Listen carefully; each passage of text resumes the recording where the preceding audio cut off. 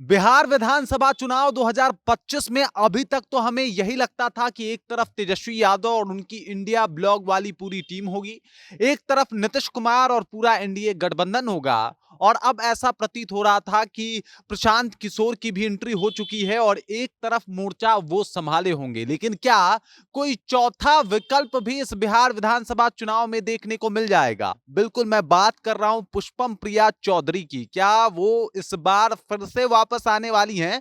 क्योंकि सुगबुगाहट तो आ चुकी है। मतलब पुष्पम प्रिया चौधरी ने बिहार के नाम एक लेटर लिख दिया है और इसलिए मैं बोल रहा था कि क्या अब पुष्पम प्रिया चौधरी हैं वो चौथे ऑप्शन के रूप में बिहार में देखी जाएंगी? उसी के बारे में मैं बातचीत करने वाला हूं, लेकिन उससे पहले मेरा परिचय जान लीजिए। मेरा नाम है रजत और आप देख रहे हैं जनता जंक्शन। पीपुल्स पार्टी वाली पुष्पम प्रिया चौधरी शायद आप भूले नहीं होंगे।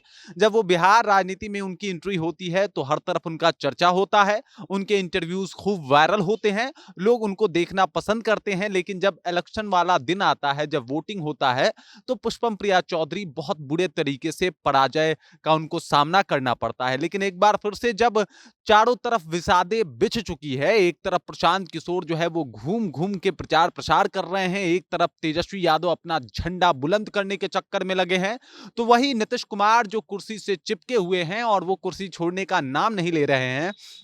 इसी बीच पुष्पम प्रिया चौधरी का एक लेटर आता है जिसमें वो खास करके प्रशांत किशोर के ऊपर मोर्चा खोलती हुई दिखाई देती हैं और इसीलिए ऐसा माना जाता है कि सुगबुगाहट तो है कि पुष्पम प्रिया चौधरी की एंट्री हो जाए और ऑप्शन 3 के बजाय 4 हो जाए। सबसे पहले जान लीजिए कि उन्होंने लेटर में क्या लिखा है।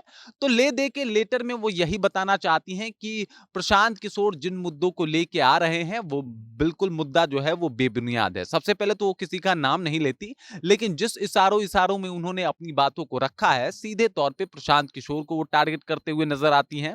उन्होंने कहा है कि भाई आप मुद्दा को लेके बाहर आते हो, लेकिन इसका मतलब ये नहीं कि आप बहुत बड़े नेता हो गए। इसका मतलब तो ये हुआ कि आपका कहीं और दुकान नहीं चला, तो आपने राजनीति एंट्री कर ली और राजनीति एंट्री करने का मकसद ही यही था कि अब आप राजनीतिक में दुकान चलाओ। इसके बाद पुष्पम प्रिया चौधरी दोबारा निशाना साधती हैं और कहती हैं कि गांधी और अंबेडकर का अगर आप मूर्ति और पोस्टर में उनका फोटो लगा के आप चाहते हो कि बिहार की जनता को गुमराह करना, तो ये गलत है। हालांकि बिहार की जनता झांसे में आ जाती है। मतलब इससे पहले वाले चुनाव का वो अपना एक्सपीरियंस साझा करती हैं कि झांसे में आ जाती है और इसी वजह से बिहार की जनता उनको नकार देती है। लेकिन इस बात का जिक्र वो प्रशांत किशोर के लिए कर रही हैं कि भाई आप घूम रहे हैं, आप लोगों के बीच में जा रहे हैं, आप अंबेडकर और गांधी का एक फोटो लगा रहे हैं अपने बैनर पे, लेकिन इसका मतलब ये नहीं कि आप बहुत अच्छा कर रहे हैं, आप अपनी राजनीतिक दुकानदारी चलाने की कोशिश कर रहे हैं। उसके बाद वो लिखती हैं कि कई लोग हैं जो बिहार की राजनीति में अपने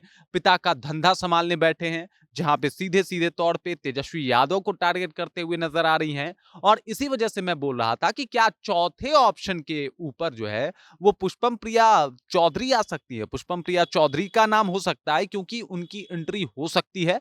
जिस तरीके से सुगबुगाहट है, जिस तरीके से पूरे बिहार को वो मैसेज लिख रही हैं, वो तो यही बताता है कि अचानक से गायब रहने वाली पुष्पम प्रिया चौधरी बिहार विधानसभा चुनाव 2025 के ठीक पहले किस प्रकार की एंट्री कर रही हैं और किस तरीके से अपने बातों को रख रही हैं। आखिरकार ये सब कुछ कहने और सुनने का, बताने का मकसद और मतलब क्या है? आखिरकार पुष्पम प्रिया चौधरी या तो प्रशांत किशोर या फिर तेजस्वी यादव को टारगेट क्यों कर रही हैं? और वाकई ये सवाल उठता है कि तब तक तो अभी तक तो पुष्पम प्रिया चौधरी बिहार की राजनीति से पूर्णतः गायब थी। अचानक से विधानसभा चुनाव से पहले उनको बिहार याद आता है, बिहार के लिए एक मैसेज छोड़ती हैं और बताती हैं कि क्या कुछ हो रहा है बिहार में, जिसमें सीधे तौर पे वो प्रशांत किशोर को टारगेट करते हुए नजर आती हैं, सीधे तौर पे तेजस्वी यादव को बिना नाम लिए टारगेट करते हुए नजर आती हैं। और ये बात बताता है कि क्या 3 ऑप्शन के बजाय चौथा ऑप्शन भी हमको देखने को मिल सकता है, मतलब पुष्पम प्रिया चौधरी के रूप में।